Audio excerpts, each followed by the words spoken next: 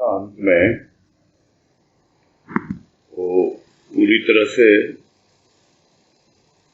खुल नहीं पाया था समय के अभाव के कारण।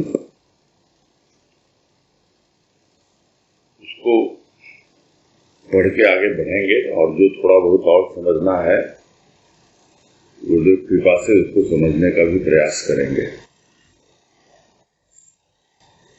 इस पैराग्राफ में कहा गुरुदेव ने, सत्य और मिथ्या का विवाद अच्छा नहीं। विवाद बुद्धि का खेल, आनंद ब्रह्म का मेल। आनंद ब्रह्म की स्थिति, मिथ्या कल्पना की गति। कल्पना साकार जब आनंदमय संसार। जीवन का सार आनंद, आनंद की प्राप्ति। कल्पना मिथ्या जब तक साकार न हो। साकार निराकार धर्म प्रवर्तकों का द्वंद्व। द्वंद्व में आनंद कहाँ? आनंद तो मिलन में है।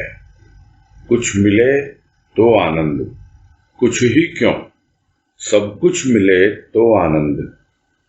सब में, कुछ में, सब कुछ में आनंद ही आनंद है। यह मानसिक दृष्टि है। प्रथम कुछ में आनंद पाता है, क्रमशः सब में आनंद ही आनंद देखता है और पाता है।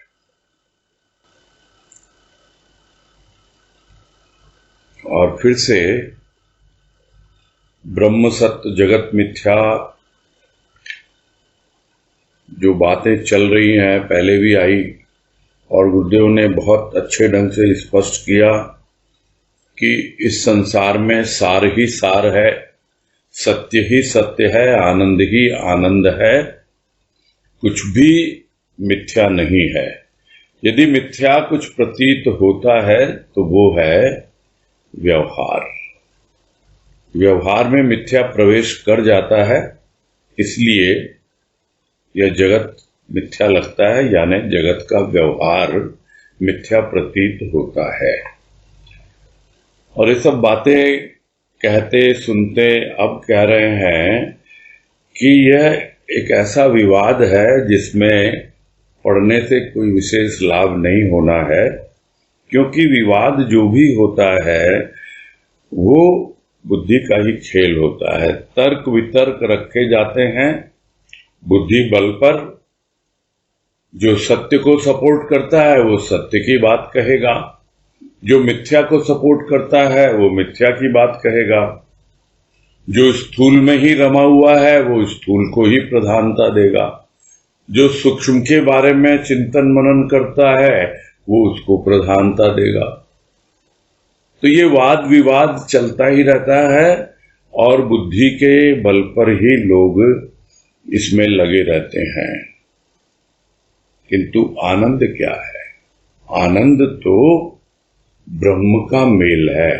यानी जब तक ब्रह्म में स्थिति नहीं बन जाती प्राणी की, तब तक आपको सब कुछ अधूरा अधूरा लगेगा। यानी उस सत्य के भीतर भी आपको मिथ्याभास होता रहेगा। जो गुरुदेव ने पहले भी एक जगह कहा कि सत्य मिथ्या के खेल ने आज सत्य को भी मिथ्या समझने के लिए अवसर दिया। वो क्यों दिया? क्योंकि मिथ्या व्यवहार करते करते हम इतने अभ्यस्त हो गए हैं कि ये जो सत्य और मिथ्या का विवाद है, यानी उस सत्य में हम सत्य पे पूरी तरह फोकस ही नहीं करते, ध्यान नहीं देते। हम यह ढूंढते हैं कि इसमें मिथ्या कितना है। कोई व्यक्ति जो कुछ बोल रहा है, अपने अनुभव के आधार पे कुछ लिख रहा है, हम उसको नहीं देख के, सुन के, समझ के, उस पे फोकस नहीं करके, ध्यान नहीं देके हम उसमें कमियां ढूंढते रहते हैं, क्योंकि यही हमारा अभ्यास पड़ा हुआ है। एक शेर बहुत बार गुरुदेव के मुख से सुना है और वो याद आ गया, और वो ये था कि तुम तो यार की यारी से मतलब रखो, फरेबी से नहीं। हो सकता है यार फरेबी करता हो, किंतु तुम्हारे साथ तो यारी कर रहा है ना, तुमको यारी से मतलब है। उसी तरह है कि तुमको तो आनंद से मतलब है, तुमको तो सत्य से मतलब है, तुमको मिथ्या से कोई लेना देना नहीं है, क्योंकि वो वही यार, वो सृष्टि करता, सब पूरी सृष्टि उसी की रची हुई है। हो सकता है जो लोग मिथ्या पे ध्यान देते हो उन्हें मिथ्या लगे, क्योंकि मिथ्या होता भी होगा तभी तो लगेगा। और सभी कुछ है इस संसार में, कुछ भी खाली नहीं है, कुछ भी बाकी नहीं है। तो जिसको जो चाहिए, जिसका जहां ध्यान होगा वही तो आनंद जो होता है उसमें हो सकता है कि हमें पूर्ण आनंद की अनुभूति ना हो। वो तो तभी होगा जब ब्रह्म से मेल होगा, यानी जब ब्रह्म यानी परमात्मा, और यदि अद्वैत की दृष्टि से देखें तो आत्मा परमात्मा में कोई अंतर नहीं, कोई भेद नहीं, तो वो आत्मा, यानी जब तक आत्मा से मेल नहीं हो जाता, किसका, जिसको लेके हम चले हैं, किसको लेके चले हैं, उसके द्वारा प्रदत्त जो साधन है हमारे इष्ट के द्वारा, और वो साधन है प्रेम और भाव, उसको लेके हम चले हैं और उसका आनंद उठा रहे हैं, सूक्ष्म में अनुभव पा रहे हैं, फिर सूक्ष्म से सूक्ष्मतर, फिर सूक्ष्मतम, और जब वो भाव हमें पहुंचा देगा, वो साधन हमें साध्य तक पहुंचा देगा, तब हमारी साधना पूर्ण होती है, साधन पूर्ण होता है, और वही आनंद है जहां ब्रह्म से मेल हो जाता है। तो आनंद क्या हुआ, फिर ब्रह्म की स्थिति बन गया। उसके पहले तक आनंद था किंतु पूर्णानंद नहीं था, क्योंकि अभी भी उसमें अधूरापन था। जैसे जैसे बढ़ता चला गया, ब्रह्म से मेल हुआ, तब ब्रह्म की स्थिति बनी, और वही आनंद की स्थिति है, वही सत्य की स्थिति है। और मिथ्या क्या है, मिथ्या कल्पना की गति है, यानी कल्पना करते जाएंगे, आगे बढ़ते चले जाएंगे। तो जब तक कल्पना है तब तक मिथ्या है।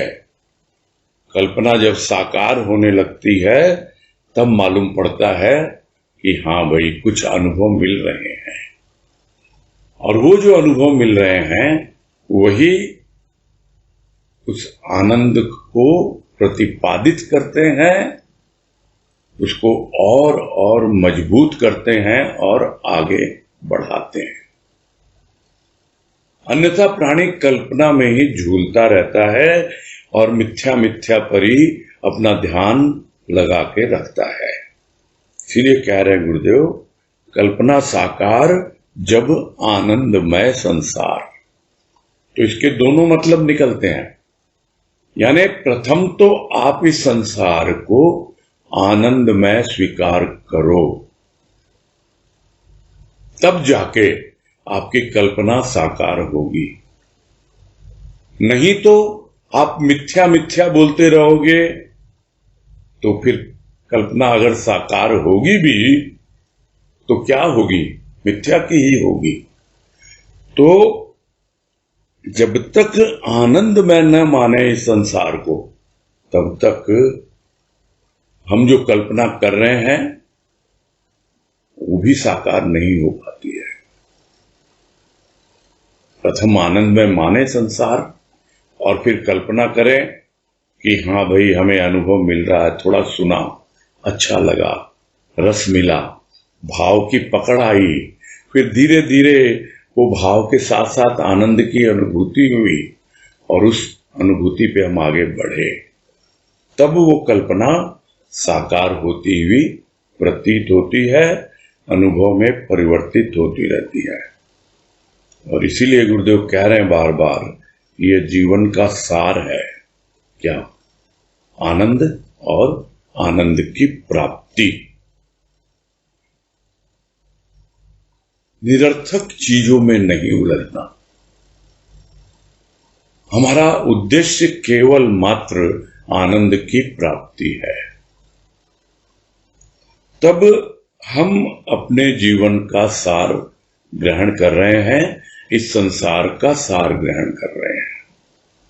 और जैसे जैसे आनंद की प्राप्ति होती जाती है, हमें स्वयं समझ में आने लगता है कि अभी भी हम अपने लक्ष्य से कितनी दूर हैं। हमारा लक्ष्य बहुत महान है और दूर भी है। अब निर्भर करेगा कि हमारी यात्रा कहां से शुरू हुई।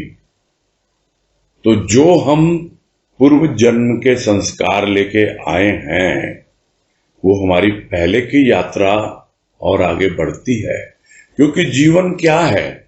जीवन यह नहीं है कि अभी हमने जन्म ले लिया, यही जीवन है। जीवन तो एक अनंत यात्रा है, जो पता नहीं कब प्रारंभ हुई और कब संपूर्ण होगी। कब संपूर्ण होगी इसका शायद फिर भी कुछ अंदेशा हो, और वो तब जब हमें लगे कि हम पूर्णता को उपलब्ध हो गए, पूर्णानंद की अनुभूति पा गए, तब जाकर यह जीवन यात्रा पूर्ण होती है। तो जो संस्कार लेके आया है कोई, उन्हीं संस्कारों के आधार पर उसकी यह जीवन यात्रा चलती है और वो वहीं से प्रारंभ करता है सार ग्रहण करना। इसीलिए देखा जाता है कुछ लोगों को बहुत जल्दी अनुभव में आने लगता है, बहुत जल्दी पकड़ आने लगती है, समझ आने लगती है, और कुछ लोगों को थोड़ा समय लगता है। और कोई बात नहीं है, किंतु यही जीवन का सार है कि हम आनंद के लिए अपना जीवन न्यौछावर कर दें, और जितनी हमारी आनंद की प्राप्ति होती चली जाती है, वही हमारी कमाई है, वही हमारी पूंजी है, जो यदि इस जन्म में संपूर्ण न भी हुई तो अगले जन्म में अवश्य ही काम आएगी। दूसरी ओर कल्पना क्या है? कल्पना तो मिथ्या है, लेकिन कब तक मिथ्या है? जब तक साकार न हो। यहां साकार से क्या मतलब है? साकार से मतलब है अनुभव। किंतु क्या अनुभव साकार, जिसे हम कहते हैं स्थूल का रूप ग्रहण करते हैं? नहीं करते हैं, कुछ पता नहीं है।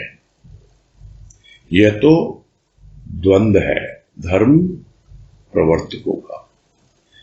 वो हो सकता है अनुभव को कल्पना ही मानते हो, क्योंकि कोई दिखला तो सकता नहीं कि मैंने अपने रोम रोम में राम की अनुभूति कर ली है, मेरे हृदय में राम और सीता विराजमान हैं। वो तो त्रेता युग की बात थी, और हनुमान ने अपना सीना चीर के दिखा दिया। तो हम तो नहीं दिखा पाएंगे, किंतु हां, हमें विश्वास है, हमें वो अनुभूति है कि वो जिसे दुनिया साकार कहती है, वही राम निराकार रूप में अनुभव के द्वारा मेरे हृदय में विराजमान है।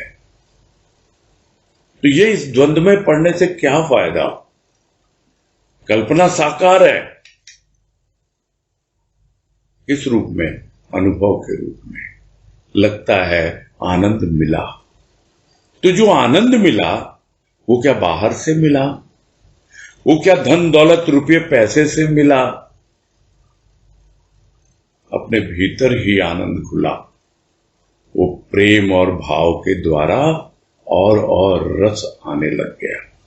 तब पता लगता है कि कल्पना मिथ्या नहीं है,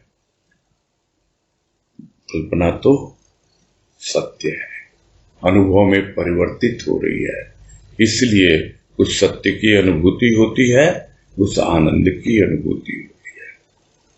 किंतु जब तक द्वंद्व रहेगा, वो द्वंद्व जो धर्म प्रवर्तकों ने फैला रखा, साकार निराकार, निराकार साकार, भक्ति ज्ञान, ज्ञान भक्ति, इन सबको द्वंद्व के रूप में प्रस्तुत कर दिया लोगों ने, जबकि एकदम स्पष्ट है जो गुरुदेव ने समझाया कि जिसे लोग साकार की उपासना कह के भक्ति का नाम देते हैं, वही भक्ति जब निराकार में परिवर्तित होती है तो वो ज्ञान बन जाती है। बाबा बलदेव वाणी पुस्तक में स्पष्ट रूप से गुरुदेव ने हमें समझाया है।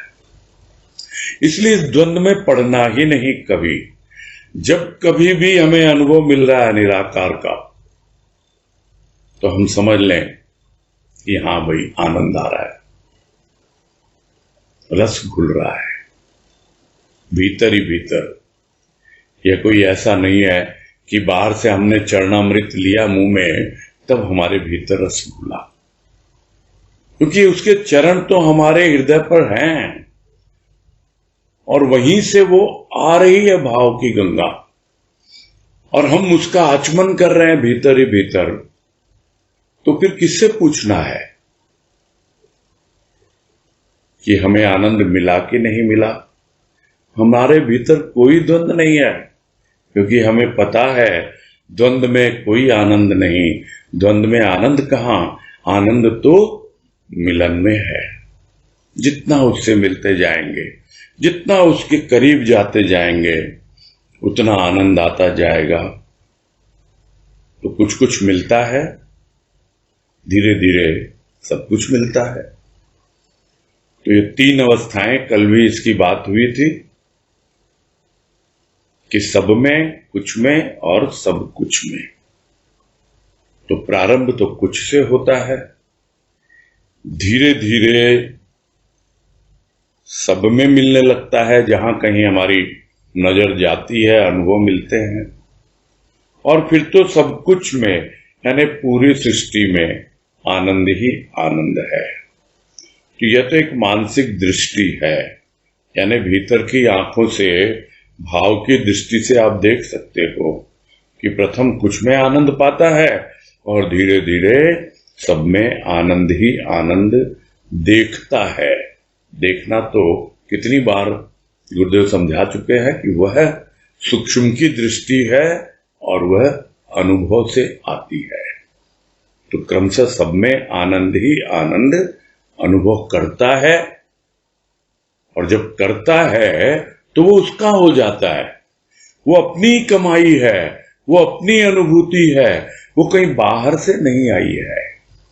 दाता तो वही है, किंतु वो दाता भीतर दे रहा है। वो दाता जब देता है तभी पाता है, उसकी कृपा से ही वो अनुभव मिलते हैं। किंतु हां, हमारी ओर से भी उसके प्रति रुझान होना चाहिए, आग्रह होना चाहिए।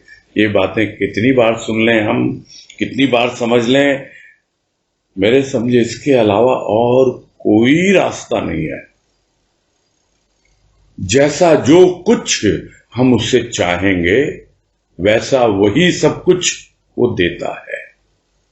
इसमें कोई संदेह किसी को नहीं है, नहीं होना चाहिए, क्योंकि उसको पता है कि कुछ और मैं इसको दूंगा भी ना, ये उसकी कद्र नहीं कर पाएगा, ये उसको पहचान ही नहीं पाएगा। और जो अमृत सा प्रेम और भाव है, वो ऐसे ही मिट्टी में मिला देगा, ऐसे जैसे कि वो अपने स्थूल पौधे का सिंचन कर रहा। इस तरीके से जो कुछ भी चीजें देता है वो बिना हमारी नॉलेज के, बिना हमारे आग्रह के नहीं देता है। हां, मिलती है अनचाही, किंतु हमें उसको समझना पड़ेगा। बिन चाही भी मिलती है, किंतु जब वास्तव में हमें चाही मिलती है तब हमें जो तृप्ति होती है, तब लगता है कि हाँ भाई, अब गुरुदेव हमें दे रहे हैं आनंद ही आनंद। हमको चाहिए, पहले कुछ कुछ मिला था और अब सब कुछ मिल रहा है, सब में आनंद ही आनंद की अनुभूति होती है। आगे कह रहे हैं, क्या देखना ही पाना है? क्योंकि लाइन पूरी करी थी ना, आनंद देखता है और पाता है, उसी को आगे बढ़ा रहे हैं। क्या देखना ही पाना है? प्रथम देखेगा, चाहेगा, तभी तो पाएगा। जो देखता ही नहीं, चाहता ही नहीं, वह पाने का अधिकारी कब हुआ? प्रश्न उठ सकता है कि क्या कथन मात्र से ही आनंद प्राप्त हो सकता है, जबकि सुख भी सरलता से प्राप्त नहीं होता। सुख के लिए वक्र गति का अवलंबन सहायक शायद हो, किंतु आनंद तो सरलता का पृष्ठपोषक है। सहज भाव आनंद वर्षण करता है। सहज की व्याख्या सहज अर्थात आसान नहीं।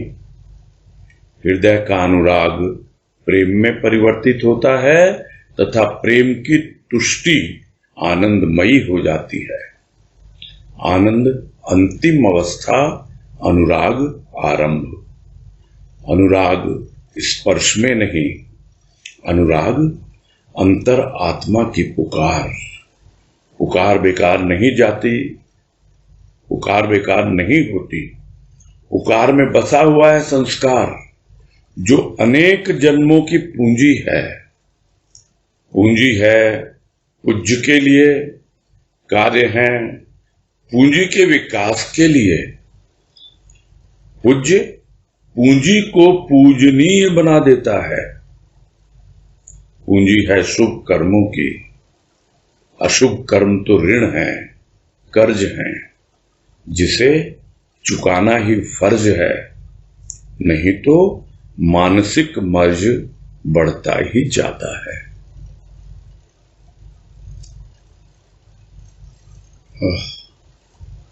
इस पूरे पैराग्राफ में इतने संक्षिप्त रूप में और इतनी गहरी बात गुरुदेव ने लिखी है, और पूरा एक प्राणी का जीवन समाया हुआ है इसके भीतर, इस पूरे पैराग्राफ में।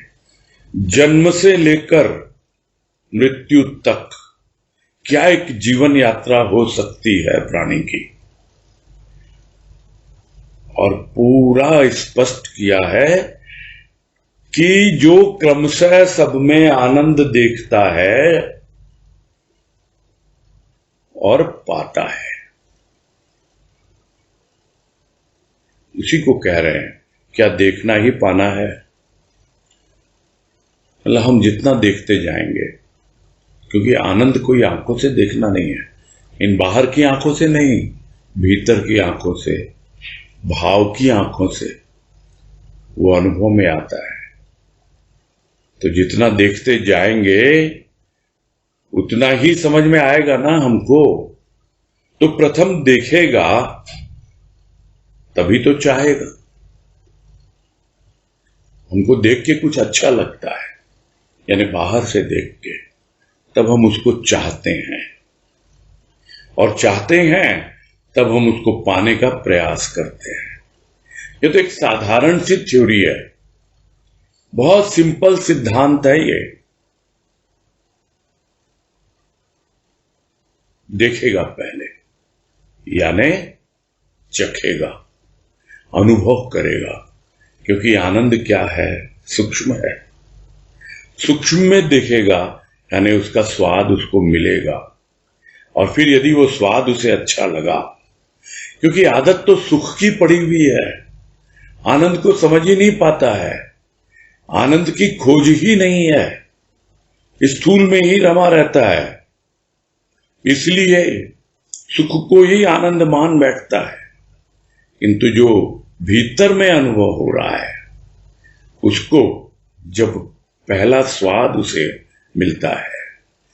जैसे पहला प्यार होता है और फिर वो उसको चाहने लगता है भीतर ही भीतर, मुख से न भी बोले, वैसे ही उस आनंद को वो चाहने लगता है। उस भाव के द्वारा जो उसे आनंद मिला, वो प्रथम उस भाव को चाहने लगता है, उस भाव को ही प्यार करने लगता है। तेरे भाव से मुझे प्यार है। वो तो धीरे धीरे पता लगता है कि मेरा यही तो संसार है। और जैसे जैसे समझता जाएगा कि मेरा यही तो संसार है और पूरे संसार में भाव ही भाव है, किंतु फिर भी यह संसार की धार न जाने कहां बहा के ले जाए, इसीलिए हमेशा इस आधार को पकड़ के रखना है। और जितना भाव गंभीर गहन प्रगाढ़ होता जाएगा, उतना ही आनंद पाता चला जाएगा। तो प्रथम देखेगा यानी अनुभव करेगा, फिर चाहेगा यानी उसको प्यार करेगा, और उसके बाद तब वो उसको पाएगा। यानी यह यात्रा है जो पूरा जीवन इसमें खप जाता है। इस अनुभव को पाने के लिए, अनुभव की उस पराकाष्ठा तक पहुंचने के लिए ये पूरी एक जीवन यात्रा है। और जो देखता ही नहीं तो वो चाहेगा कैसे उसको? तो वो चाहता ही नहीं, और जब वो चाहता ही नहीं तो फिर वो पाने का अधिकारी कहां है? कितनी सहजता से दर्पण दिखा दिया, देखो भाई तुम, क्या तुम्हारी अवस्था है? क्या तुम देख रहे हो उस आनंद को, सूक्ष्म में अनुभव कर रहे हो?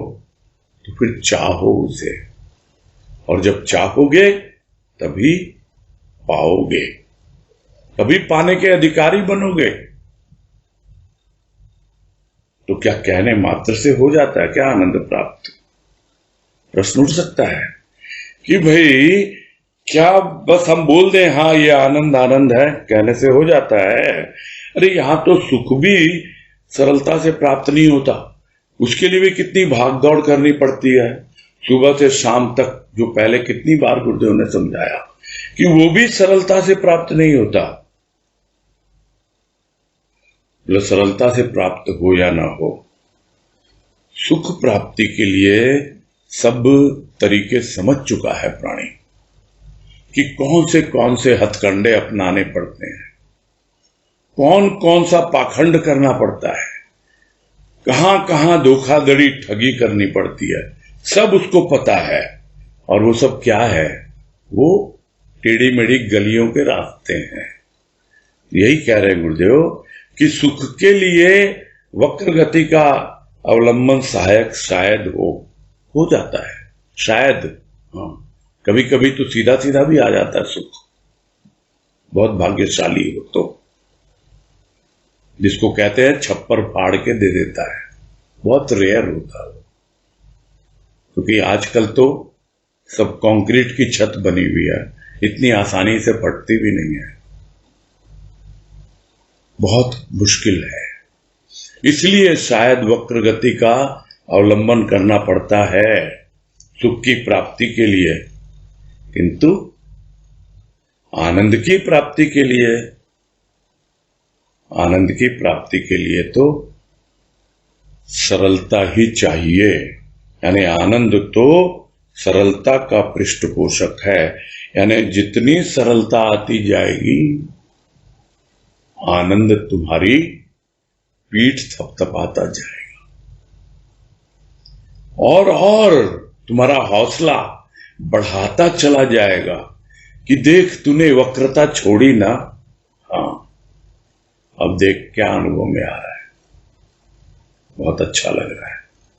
सरलता, जितनी सरलता आती जाती है उतना ही आनंद हमें आगे बढ़ाता चला जाता है, हमारा हौसला बढ़ाता चला जाता है, अपना अनुभव देता है अपना स्वाद हमें मिलता है। और जितना हम सहज होते जाएंगे उतना ही आनंद की अनुभूति करते जाएंगे। इसलिए गुरुदेव कहते हैं सहज भाव आनंद वर्षण करता है।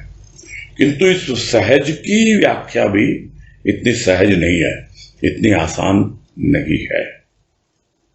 क्यों नहीं है, इसको आगे बता रहे हैं। ये पूरा कैसे सहज हुआ जा सकता है, हम सब ध्यान पूर्वक समझें। ये इस तरह की भाषा में और इतना स्ट्रेट फॉरवर्ड जो गुरुदेव ने यहां लिखा है, शायद ही और कहीं देखने को मिलेगा कि किस प्रकार से जीवन में सहज हुआ जाता है। व्याख्या आसान नहीं है, किंतु संक्षेप में लिखा जा सकता है। और वही कह रहे हैं गुरुदेव कि हृदय का अनुराग प्रेम में परिवर्तित होता है। यानी प्रथम तो हृदय में प्रभु के प्रति अनुराग हो,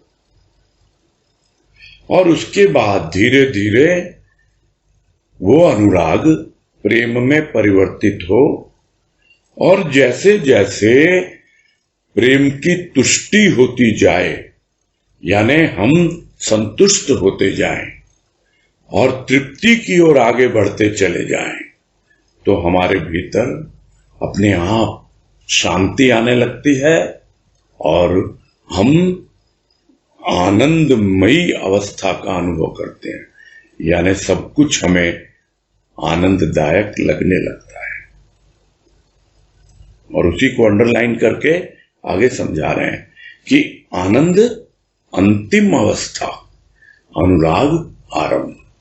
यानी अनुराग से आरंभ होता है, फिर प्रेम में परिवर्तित होता है, और धीरे धीरे वो प्रेम तुष्ट होता चला जाता है, यानी संतुष्टि मिलती चली जाती है। प्यास बनी रहती है, किंतु प्यास बुझती भी चली जाती है। व्याकुलता होती है, किंतु व्याकुलता शांत भी होती चली जाती है। तब जाकर के वो तुष्टि आनंदमयी लगती है। देखता है कल तक मैं क्या था और आज मैं क्या हूं। किंतु यह अनुराग, यह कुछ विशेष है। यह अनुराग कोई स्पर्श नहीं है कि किसी ने तुम्हारे माथे पे हाथ रख दिया और या तुमने उसके चरण स्पर्श कर लिए। ये वो अनुराग नहीं है। ये वो अनुराग भी नहीं है कि किसी से तुम गले मिल लिए, आलिंगनबद्ध हो गए। ये वो अनुराग भी नहीं है कि तुम्हें स्पर्श के द्वारा वो अनुभूति हो। यह तो अंतरात्मा की पुकार है। यानी जब अंतरात्मा पुकारती है, कहां है प्रभु तू, कहां है आनंद रूप तू, बार बार बतला रहा है मुझे तो आनंद की अनुभूति होती नहीं, कम से कम मुझे अनुराग की अनुभूति तो दो, ताकि मैं आनंद की राह पर आगे बढ़ पाऊं। जब इस तरह की पुकार भीतर से उठती है तो पुकार बेकार नहीं होती है, क्योंकि सबके अपने अपने संस्कार हैं। कुछ के संस्कार पुकारता तो है, किंतु बहुत दूर तक नहीं जाती है वो पुकार। और कुछ के संस्कार जो उसे पता है ये मेरे जन्म जन्मांतर की कमाई है, जो मैं लेके आया हूं, मुझे अब इसे गंवाना नहीं है निरर्थक, इसे तो बल्कि और पूंजी को बढ़ाना है। यानी जो कुछ भी मेरी पूंजी है उसे व्यर्थ के कामों में नष्ट नहीं करना, बचा के रखना है और उसकी वृद्धि करनी है। तो ये पता होना चाहिए कि पुकार में बसा हुआ है संस्कार। यानी जिसके जैसे संस्कार हैं उन संस्कारों के आधार पर ही उसकी पुकार बनती है, और वो पुकार भीतर की गहराई से यानी अंतरात्मा से निकलती है वो पुकार, और वही उसके जन्म जन्मांतर की पूंजी है। तो पूंजी किसके लिए है? वो पूंजी है पूज्य के लिए। यानी प्रथम एक पूज्य तो आए हमारे जीवन में, एक इष्ट तो आए जिसकी हम पूजा करें, और फिर उसके बाद जो भी हमें कर्म करने हैं, जो विकर्म करने हैं, जो भी कार्य करते हैं हम, वो किसके लिए है? उस पूंजी के विकास के लिए है। यानी जो संस्कारों में हमें समझ में आ गया कि हाँ, ये हमारा सौभाग्य था कि हमें सद्गुरु मिले, हमें एक पूज्य मिला, हम उसकी पूजा कर रहे हैं, और अब हम जितने भी हमारे संस्कारों में जो शुभ कर्म है, उस पूंजी को उसमें लगा दें ताकि वो पूंजी और बढ़े। और वो पूंजी और जब बढ़ेगी तो विकर्म के द्वारा, भक्ति के द्वारा, ज्ञान के द्वारा वो पूंजी और विकसित होगी। इसलिए कह रहे हैं गुरुदेव कि वो पूंजी किसके लिए है? पूज्य के लिए। और जो भी कार्य हम कर रहे हैं, जो भी कर्म, अब उसे चाहे साधना कह दें, चाहे कुछ कर्म कह दें, विकर्म कह दें, जो भी कर रहे हैं वो उस पूंजी के विकास के लिए ही कर रहे हैं, क्योंकि वही फिर से हमारे संस्कार बनेंगे। फिर से हम दुनिया से जाएंगे तो उन्हीं संस्कारों को लेकर जाएंगे। इसलिए वो पूंजी का हमें विकास करना है और बढ़ाना है उसको। और धीरे धीरे जिसकी हम पूजा करते हैं वो पूज्य उस पूंजी को ही पूजनीय बना देता है। यानी फिर हम किसी और की पूजा नहीं करते। वो पूजनीय किसको बनाता है? पूंजी को। यानी यह जो प्रेम और भाव की पूंजी तुम्हारी कृपा से मुझे मिली है, और तुम समझा रहे हो कि यह पूंजी यही तुम्हारे लिए पूजनीय है, तुम उसी की पूजा करो। तुम मुझे पूज्य समझते हो? नहीं, यह पूंजी जो मैंने तुम्हें दी है, तुम्हारी पूंजी को और बढ़ाया है। तुम्हारे संस्कारों में यह नहीं था, यह तो मेरी कृपा है जो तुमको इतना आगे मैंने बढ़ाया है। इस पूंजी को संभालो, इस पूंजी को बचा के रखो, पूजनीय है तुम्हारे लिए। इसको निरर्थक कार्यों में खर्च न करो। ये पूंजी किसके लिए है? कहां से आई है? यह शुभ कर्मों की पूंजी है। लेकिन कुछ ना कुछ तो अशुभ कर्म लेके आया है, तो वो तो ऋण के रूप में है, वो तो कर्ज है। अब किसका है पता नहीं। वो क्या है? जितनी भी निगेटिविटी हमारे भीतर है, तो पूंजी होगी, कर्ज चुकेगा, पॉजिटिविटी आएगी, निगेटिविटी दूर होगी, और एक दिन हम पाएंगे कि हम तो बिल्कुल ऋण मुक्त हो गए। अब कोई कर्ज नहीं है, कोई उधार नहीं है, किंतु चुकाना तो फर्ज बनता है ना। और जो चुकाता है वही समझ पाता है। अन्यथा यह जो मन का रोग है, मानसिक रोग, वो बढ़ता ही चला जाता है। यानी जिस रोग से छुटकारा पाने के लिए जो निगेटिविटी थी मन में, वही तो रोग था। उसके लिए ही तो हम पॉजिटिविटी ले रहे हैं, प्रेम और भाव की पूंजी बढ़ा रहे हैं। और यदि हम उस निगेटिविटी को ही दूर नहीं कर पाए, उसी निगेटिविटी को इकट्ठा करते रहे, तब वो पूंजी तो क्षय होगी। कर्ज तो चुका नहीं पाएंगे, फिर हम अपना फर्ज निभा नहीं पाएंगे। तो जो भी हमने कार्य किए, क्या हुआ? ठीक है, जाते जाते जो भी रहेगा हमारा, किंतु यदि पूरी तरह निगेटिविटी से जीवन बिताएंगे तो फिर जो मन का रोग दूर करने के लिए यह जीवन एक अवसर के रूप में मिला था।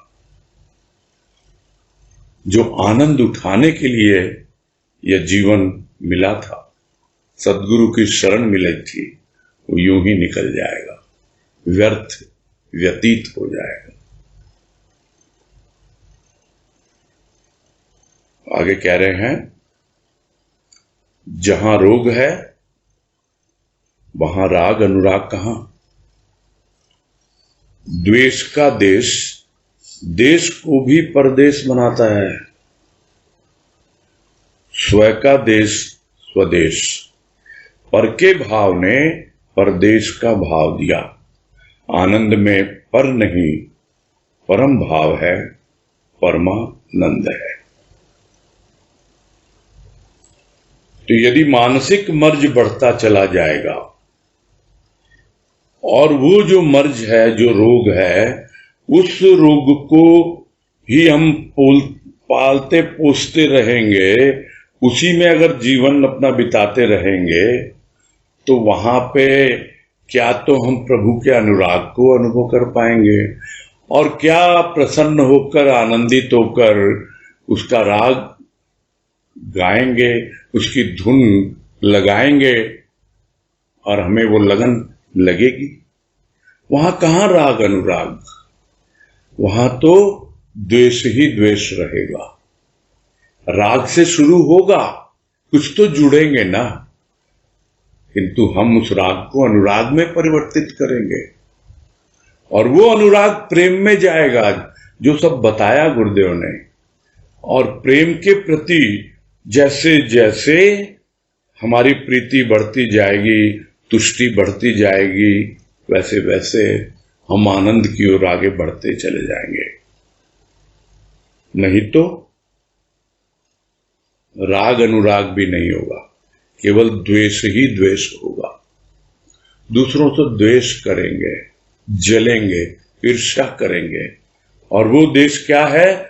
यानी इस संसार को, इस शरीर को, जो भी हमने धारण किया है, वो भी उसको परदेश ही बना देता है, अपना समझता ही नहीं। फिर सभी तभी कहते हैं ना, देश पराया है। तो देश पराया है किसके लिए है? जो उसको पर समझते हैं। किंतु जो स्व समझते हैं कि सब तो मेरे प्रभु की सृष्टि है, ये तो सब कुछ आनंद ही आनंद के लिए है, ये तो स्व का देश है। तो स्व का देश पता नहीं क्या होता है। हां, स्वदेश का पता हो सकता है कि जिससे हमारा मन मिलता है, जो हमें अच्छा लगता है, वही हमें लगता है कि हाँ भाई, ये हमारे देश का है। जिसको बाबा कहते थे कि जब देश का मिलता है तो आपस में प्रेम की बातें होती हैं। ये तो एक स्थूल उदाहरण है। वैसे ही जिनसे विचार मिलते हैं, भाव मिलते हैं, वही हमारे स्वदेश के हैं।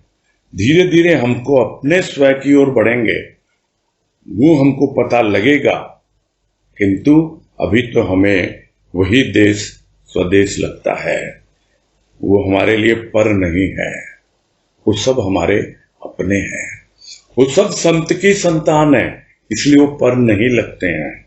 ये पर के भाव ने ही परदेश का भाव बनाया कि भाई ये तो संत की संतान है और बाकी की दुनिया ये तो परदेसी है, ये हमारी बात ही नहीं समझते हैं।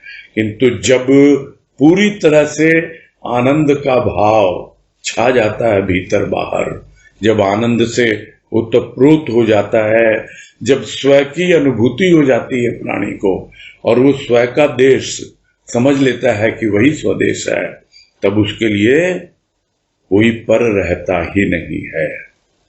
जो आनंद पथ पुस्तक की शुरुआत में ही गुरुदेव ने बतलाया कि ऋषि चिंतन कर रहा था स्व का पर का, तो धीरे धीरे उसे लगा यहां पर तो कोई नहीं है, सब जीव जंतु, पूरी सृष्टि, ये सब तो मैं ही तो अलग अलग रूपों में हूं।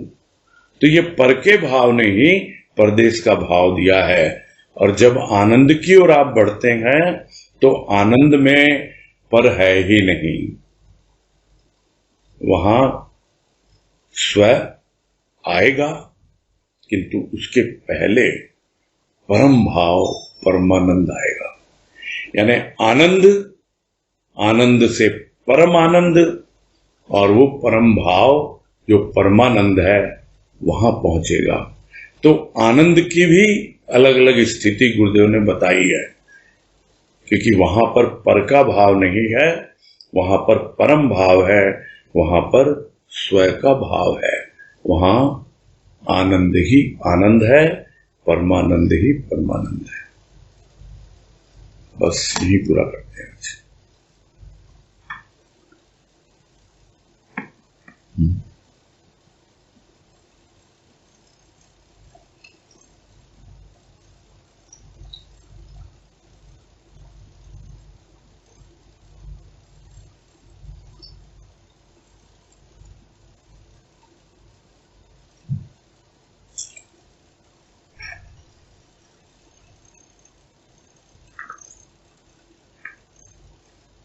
हाँ जी, अलका पोद्दार।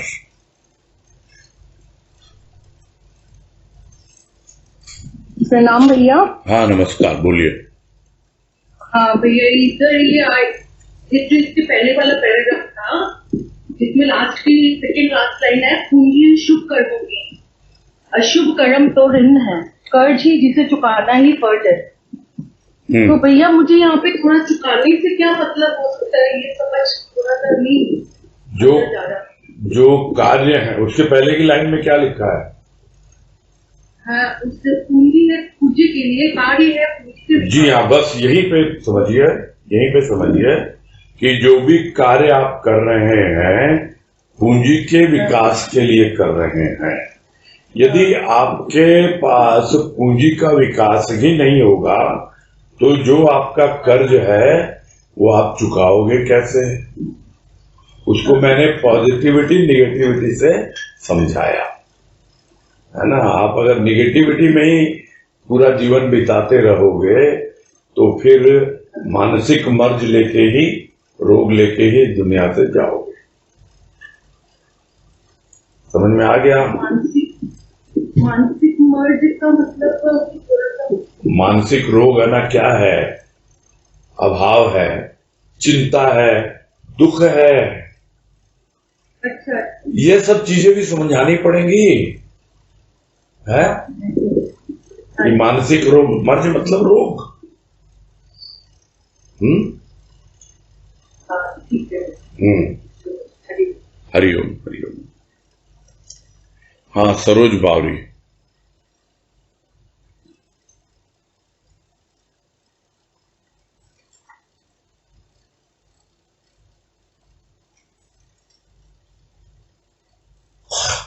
बोलिए।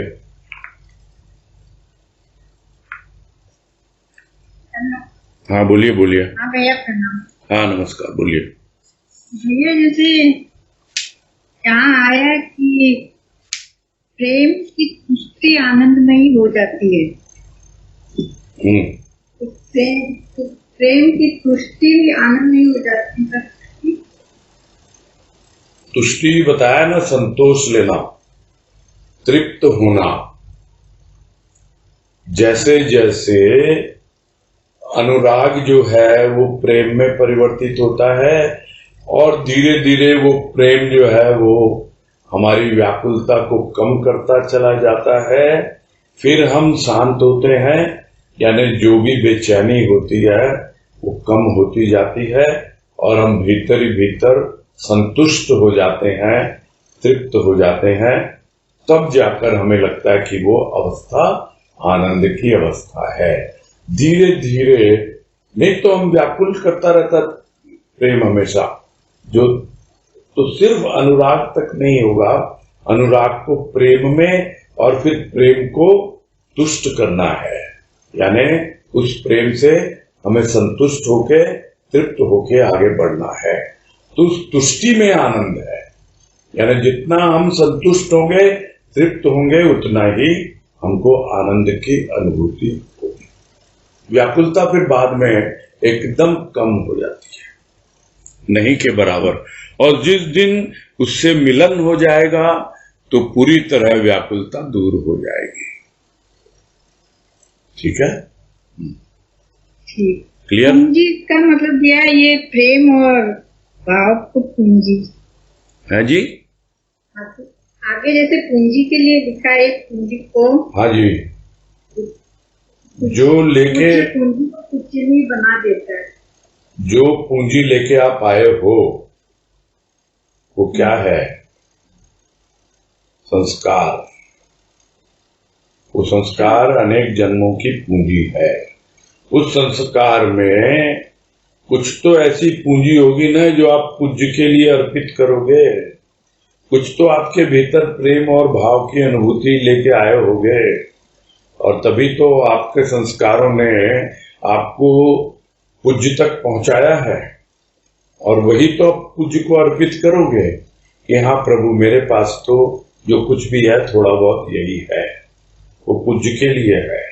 और फिर धीरे धीरे जो भी हम उसके लिए भक्ति कर रहे हैं, ज्ञान प्राप्त कर रहे हैं, जो भी विशेष कार्य कर रहे हैं, वो सब कुछ उस पूंजी को विकसित करने के लिए कर रहे हैं, पूंजी को बढ़ाने के लिए कर रहे हैं। भाई मैंने तो अपनी समझ में बहुत अच्छी तरह से इसको समझाने का प्रयास किया है।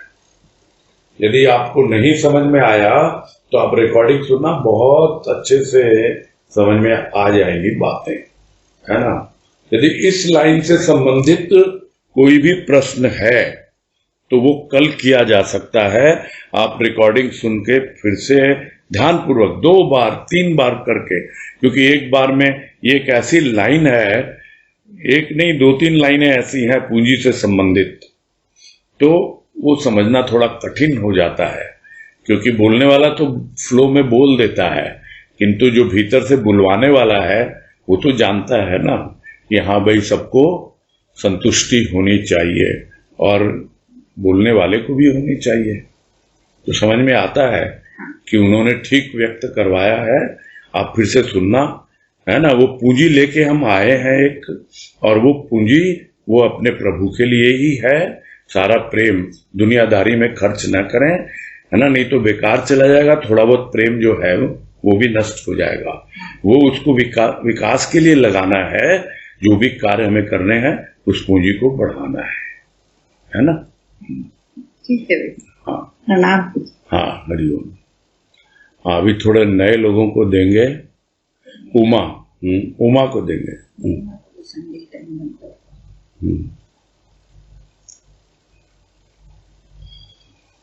बोलिए।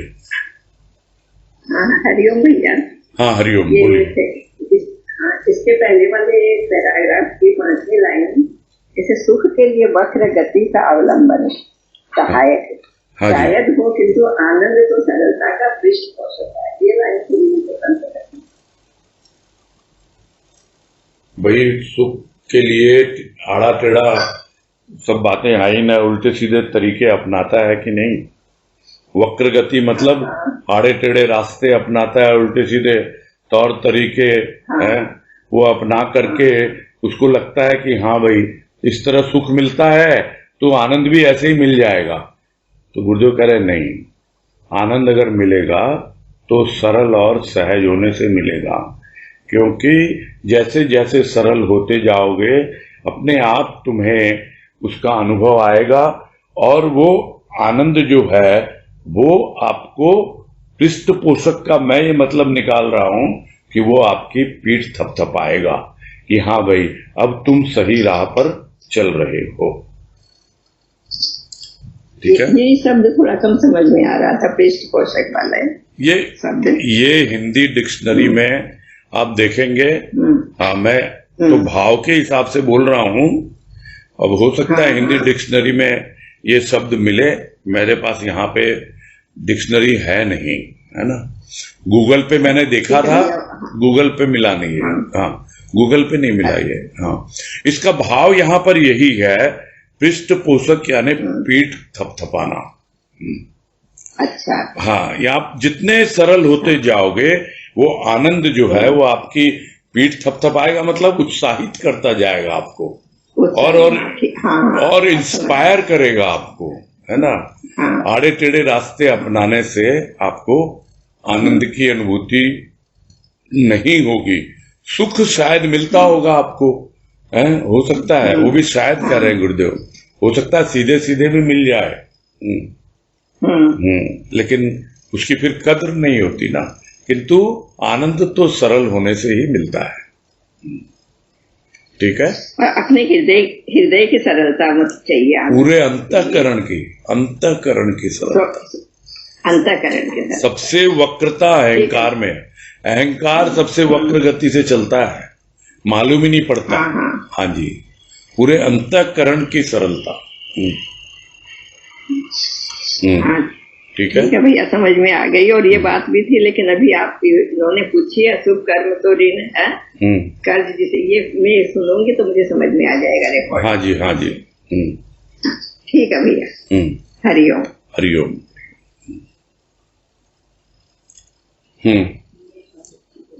एक तो कौन, ये सुनीता अरवाल कौन?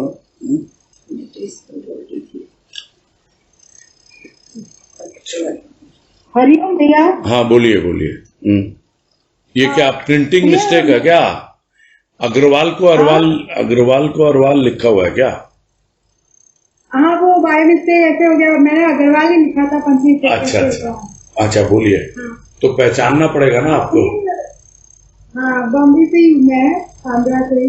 अच्छा, फिर हाँ, आप देखेंगे तो पहचान जाएंगे, ऐसे मेरा बात नहीं होता है। हाँ ठीक है बोलिए।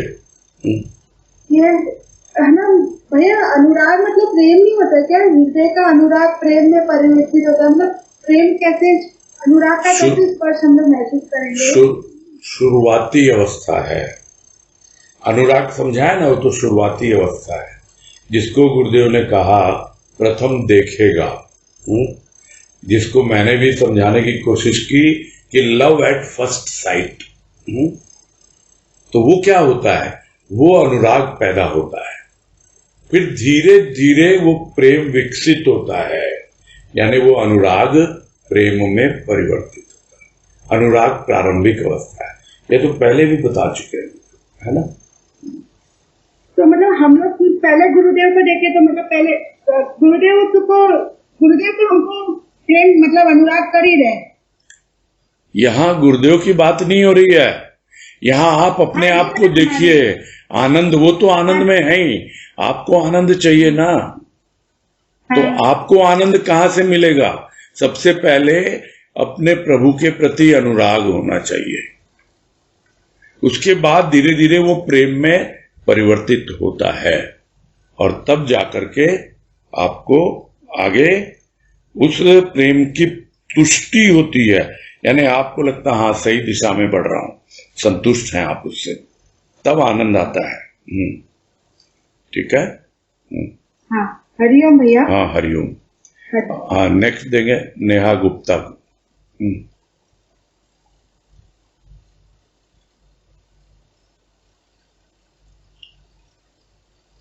हाँ बोलो नेहा। आवाज आ रही है मेरी? हाँ आ रही है। ताजी बहुत अच्छे से समझ आया जो आपने समझाया। एक लाइन भी आपने यूज की कि मतलब होना चाहिए, उसी से आनंद उठाना चाहिए, वो बाकी क्या कर रहा है उसके ध्यान नहीं देना चाहिए। बट अभी तक का एक्सपीरियंस ताजी यही रहा है कि मतलब आप जिसको प्रेम करते हैं, मतलब ये यार कोई भी हो सकता है, जैसे आपके मम्मी पापा भी हो सकते हैं, तो कोई भी रिश्ता आपके साथ गुजरा है, तो आप जिससे प्रेम करते हैं तो उसकी कमियां नहीं, मतलब झूठ बोलना या कुछ भी जो अच्छा आचरण नहीं है, आप उस चीज को रोकना चाहते हैं, जिसके कारण आप रिश्ते में दरार आती है। तो अगर मैं सिर्फ लाड़ी पे ध्यान दूं, क्योंकि मुझे लालच है कि कहीं दोस्त ना जाए और उसके जो अच्छे आचरण नहीं है तो सुधरने जरूरत है, ताकि उसी का ही फायदा हो, तो क्या वो मेरे को ध्यान नहीं देना चाहिए? नहीं, अभी जो हम लोग सब बातें कर रहे हैं ना, जो आज लेख चल रहा है उससे रिलेटेड कर रहे हैं ना। आपने जो क्वेश्चन किया है वो इस कॉन्टेक्स्ट में नहीं है। यहाँ जो भी बातें हो रही हैं वो प्रेम जो है प्रभु के प्रति प्रेम है। आप बोलते हैं आप जिसको भी चाहते हैं, चाहे आपके मम्मी पापा हो या कोई XYZ हो, वो ऐसा नहीं, यहाँ सिर्फ बात हो रही है प्रभु के प्रेम की और उससे रिलेटेड है। आप बिहेवियर की बात करने लग गए, वो ऐसा बिहेव करता है, वैसा बिहेव करता है, ये एक जनरल क्वेश्चन है, उसको जनरल जब डिस्कशन करेंगे कभी तब लेंगे। अभी जो हमारा है हम सीमित रखेंगे अपने आप को, जो अपना लेख चल रहा है उससे रिलेटेड क्वेश्चन में, ठीक है। हाँ हाँ, मैं क्षमा चाहूंगा क्योंकि हम इसी ढंग से ही करते हैं ना। आपने क्वेश्चन किया वो जनरलाइज क्वेश्चन है, वो इससे ज्यादा संबंधित नहीं है, ये कहना चाह रहा हूं, है ना। ठीक है। हाँ सॉरी। ठीक। हाँ राशि अग्रवाल।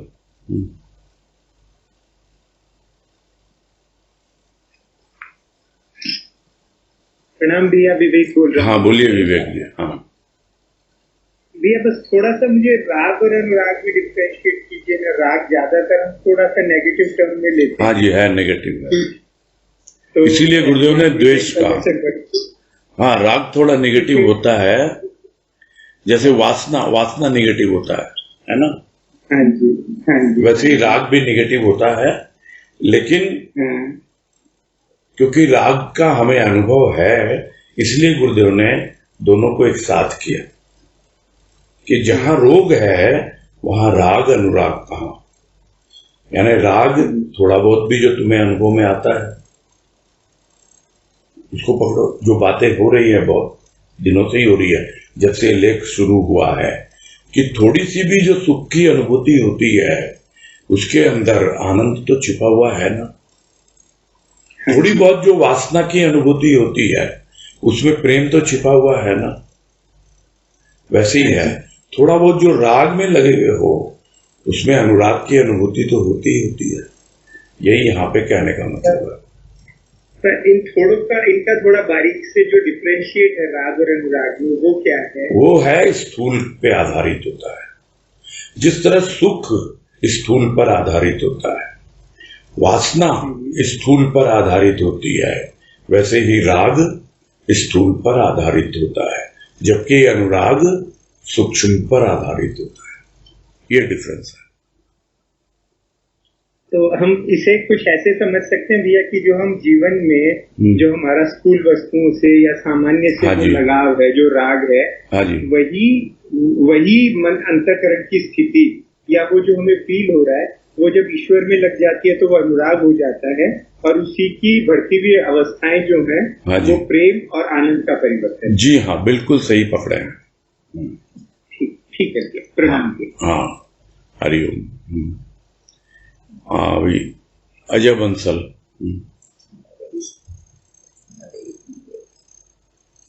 प्रणाम भैया। नमस्कार, बोलिए। नमस्ते। ये सरल कैसे हो, क्योंकि जैसे जैसे अवेयरनेस आ रही है लगता है कि बहुत ही पाखंड, बहुत ही छूट और बहुत ही जो जीवन है वो सरल तो नहीं है। तो ये सरलता एक्चुअली क्या है, कैसे वो बताया है इसमें, अपने मिला। इस लेख में गुरुदेव ने बताया है कि सहज की व्याख्या सहज नहीं है, फिर भी संक्षेप में बताया है कि आपके हृदय में प्रभु के प्रति अनुराग होगा तभी आपकी यात्रा सरलता की ओर बढ़ेगी, सहजता की ओर बढ़ेगी। और जैसे जैसे वो अनुराग प्रेम में परिवर्तित होगा और वो प्रेम आनंद की तुष्टि में परिवर्तित होगा, तब आपको पता लगेगा कि आप बिल्कुल अपनी लाइफ के प्रति, अपनी वाइफ के प्रति, अपने टोटल रिलेशंस के प्रति, सबके प्रति एकदम सहज हो। It takes time. पता नहीं कितने संस्कारों से घिरे हुए आप, कुछ नहीं मालूम। सबको अपने आप अपने ऊपर वर्क करना होता है, और उसी ढंग से गुरुदेव तो एक हमको हिंट दे देते हैं कि हाँ ऐसे चलो तुम। तो शुरुआत तो अनुराग से ही होती है, हृदय में अनुराग। तो वो तो फर्स्ट स्टेप है ही है, उसके बगैर बात नहीं बनेगी, है ना। ठीक है भैया, प्रणाम। हाँ हरिओम। हाँ भैया कई देर से वेट कर रहे हैं, इनको भी अटेंड कर लेते हैं। चंदा देवी, टाइम हो गया लेकिन फिर भी कभी कभार आते हैं इसलिए। हाँ बोलिए चंदा देवी। अच्छा ठीक है, हरिओम भैया। हाँ हरिओम, बोलिए। हाँ मेरा 2-3 प्रश्न के उत्तर तो मुझे भूल ही गए थे प्रश्न में भाइयों लोगों से।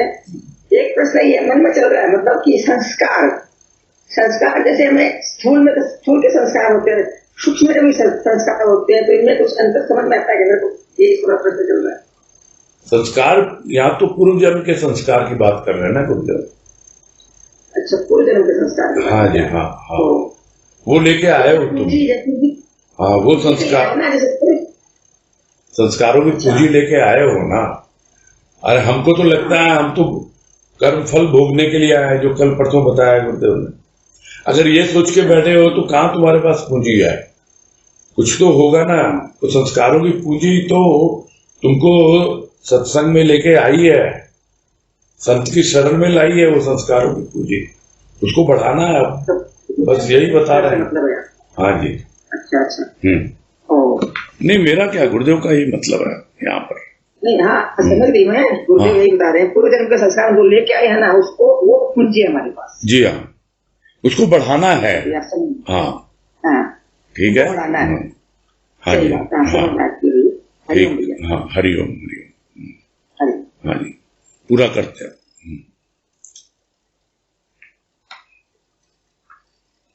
हरिओम भैया। हाँ हरिओम, सबको हरिओम। हाँ कर लेते, चलो। हाँ हरिओम हरिओम, सबको हरिओम, सबको हरिओम, सबको हरिओम हरिओम हरिओम हरिओम हरिओम हरिओम हरिओम।